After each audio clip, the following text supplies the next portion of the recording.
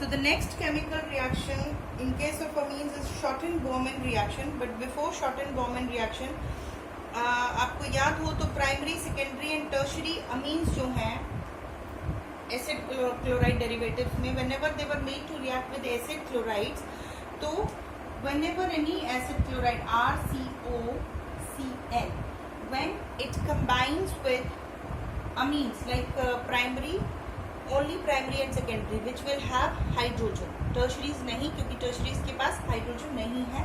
So मैं यहाँ पे सिर्फ प्राइमरीज का केस ले रही हूँ. There will be formation of benzamide या N substituted amides, N substituted amides. So this is यहाँ से Cl एंड यहाँ से hydrogen from the nitrogen will be lost out resulting into the formation of NHR. So यहाँ N एल्काइलेटेड, ये एल्काइलेटेड है. N क्यों लगा रहे हैं? क्योंकि नाइट्रोजन के साथ एल्काइल ग्रुप है, इसलिए हम एन एल्काइलेटेड बोलते हैं. जहां जहां भी मैंने ये टर्म यूज की है, एन एल्काइलेटेड या एन सब्सटीट्यूटेड मींस नाइट्रोजन के ऊपर वो ग्रुप लगा है.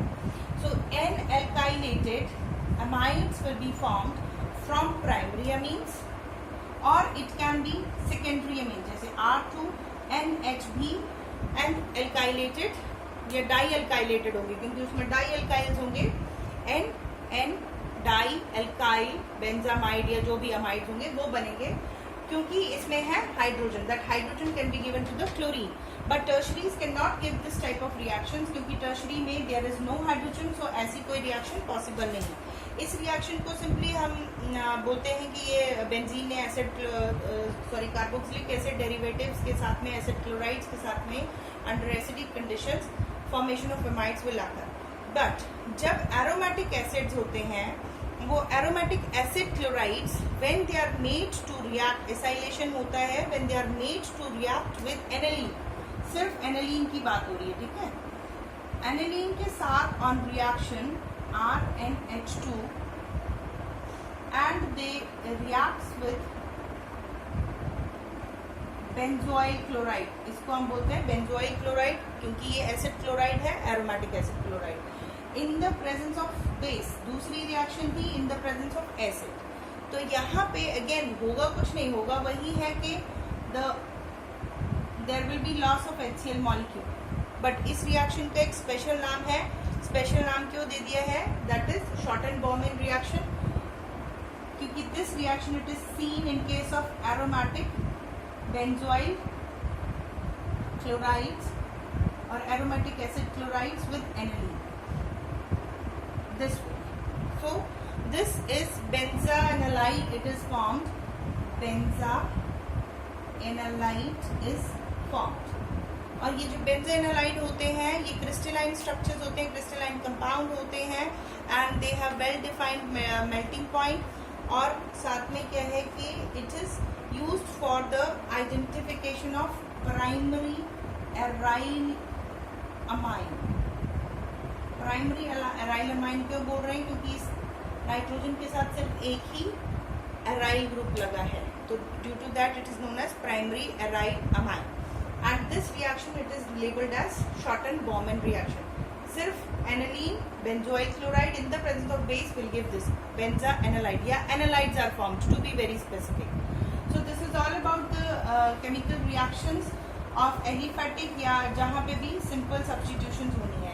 Now will be the reaction for a ring substitution. Ring electrophilic substitution reactions of amines. अब electrophilic substitution reactions कहाँ होती हैं? जहाँ पे amines कौन से हैं? aromatic amines हैं. aromatic amines. Now aromatic amine, simplest aromatic amine is this NH2. This is known as aniline. इसका जो common name है that is aniline, and benzene ring it is attached to the nitrogen atom.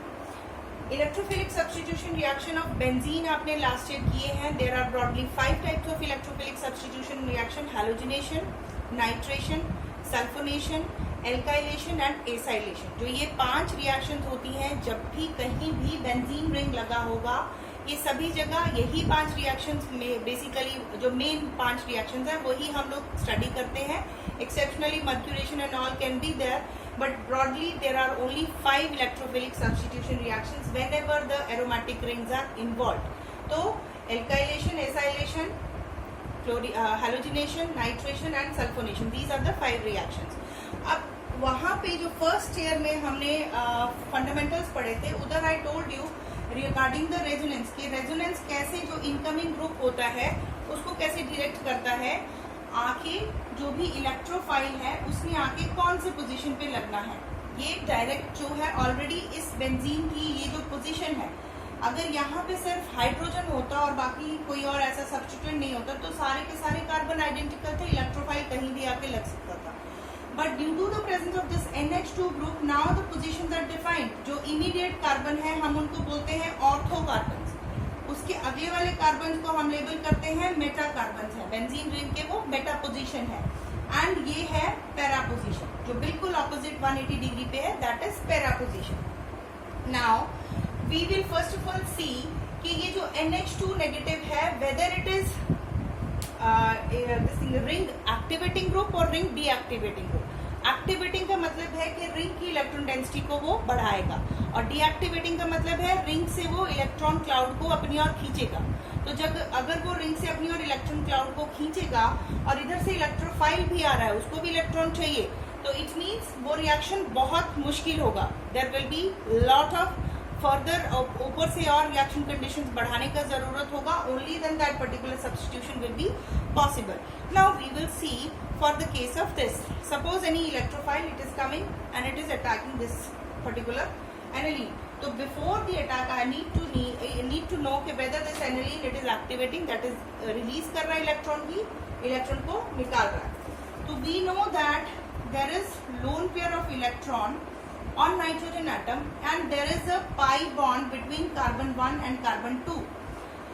Conjugation हमने last year किया था. Conjugation में if you see this lone pair, it is in conjugation with this bond, that is the pi bond between 1 and 2 carbon atom, and we can have the lone pair if it comes in between carbon 1 and nitrogen. तो carbon 1 और 2 का जो electron pair है वो पूरा का पूरा 2 atom पे शिफ्ट होगा and we will have negative charge on 2 atom and there will be a double bond between nitrogen and carbon 1 और उसकी वजह से नाइट्रोजन के ऊपर आ जाएगा पॉजिटिव चार्ज. तो यहाँ से मुझे ये पता चल रहा है कि ये जो नाइट्रोजन है वो रिंग की ओर इलेक्ट्रॉन को भेज रहा है, रिंग के ऊपर नेगेटिव चार्ज को वो बढ़ा रहा है. अब वो जो नेगेटिव चार्ज को बढ़ा रहा है वो कौन सी पोजीशन पे बढ़ा रहा है, this is now my second concern कि इलेक्ट्रोफाइल मुझे आके कौन सी पोजीशन पे लगवाना है. जहाँ पे नेगेटिव चार्ज होगा आराम से अवेलेबल है, जहाँ नेगेटिव इलेक्ट्रॉन डेंसिटी है, नेगेटिव चार्ज है, वहाँ पे जो electrophile which is coming without electron और विच इज पॉजिटिवली चार्ज, उसके पास जाने की उसकी टेंडेंसी मैक्सिमम होगी.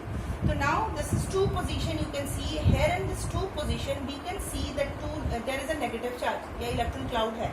इलेक्ट्रोफाइल इस पोजीशन पे आराम से आके लग सकता है. नेक्स्ट रेजोनेटिंग स्ट्रक्चर में इफ यू सी ये जो बॉन्ड है इलेक्ट्रॉन है that can come between 2 and 3 carbon atom. इसको 2 लिखूं, इसको 3 लिखूं, तो उसकी वजह से यहाँ पे इस कार्बन के ऊपर वो जो चार्ज है वो पूरा रहना चाहिए या नंबर ऑफ बॉन्ड्स पूरे होने चाहिए. तो due to that the electron pair will shift on to the 4th carbon atom and this will be 4th carbon atom which will have negative charge. बाकी कोई बॉन्ड नहीं छेड़ने हैं. एट ए time सिर्फ 3 बॉन्ड्स पे ही फोकस करना है. जैसे 2 पे नेगेटिव चार्ज था तो 2, 3 and 4 only these 3 carbon atoms are involve. यहाँ पे अगर इलेक्ट्रॉन इस तरफ को गया है 2 और 3 को, तो अंडरस्टूड है कि वो जो डबल बॉन्ड है वो अगले कार्बन पे शिफ्ट हो जाएगा. ऑल्टरनेट पोजीशंस पे नेगेटिव चार्ज लग रहा है. जैसे 2 के बाद 3 पे नहीं लग रहा है, 2 के बाद कहाँ लग रहा है 4, तो 4 के बाद 5 पे नहीं लगेगा, 5 के बाद कहाँ लगेगा 6 पे. This is how you draw the resonating structures. मैं ये सब सारा पिछले साल का ही रिपीट कर रही हूँ जस्ट टू इंश्योर कि आपको ये चीज समझ आ जाए. सो 4 के बाद जो नेक्स्ट रेजोनेटिंग स्ट्रक्चर होगा there the negative charge will be on the 6th carbon atom. So this is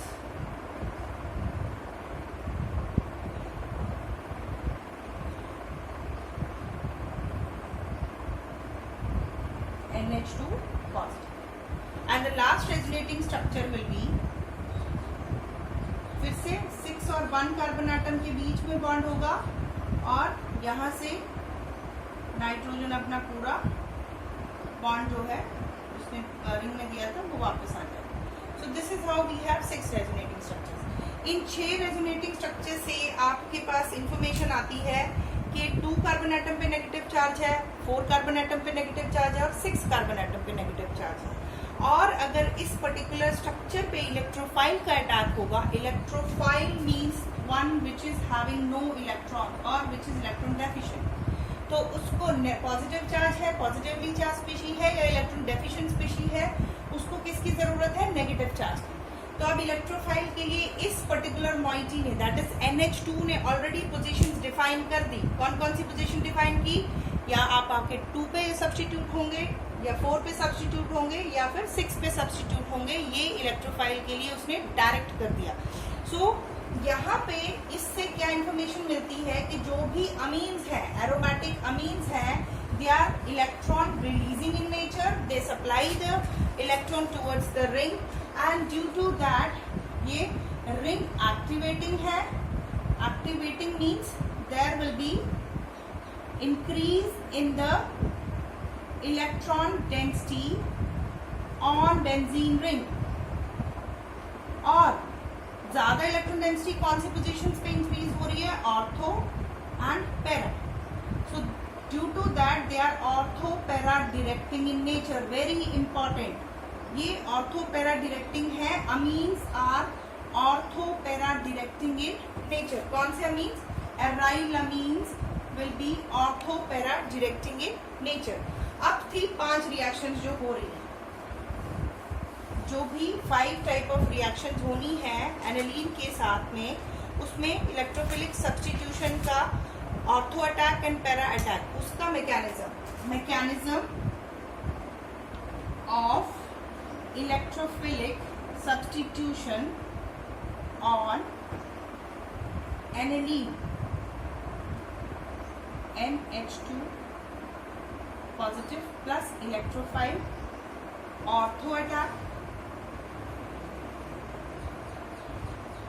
and para attack. I will not discuss, क्योंकि मैं ऑलरेडी पहले जो अभी पीछे रेजोनेटिंग स्ट्रक्चर जहाँ कराए वहाँ पे ही ऑलरेडी मैं बता चुकी हूँ हाउ दिस विल हैपन, कि ऑर्थो पोजीशन पे आके इलेक्ट्रोफाइल लगेगा तो मैकेनिज्म किस तरीके से होना है, पैरा पे किस तरीके से होना है। So you will be doing it yourself, this is your homework.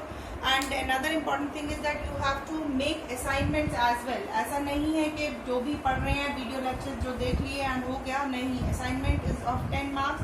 तो पिछले साल भी बताया था, तो assignment you have to make. बाकी इसके आगे जो है we will study in the next week.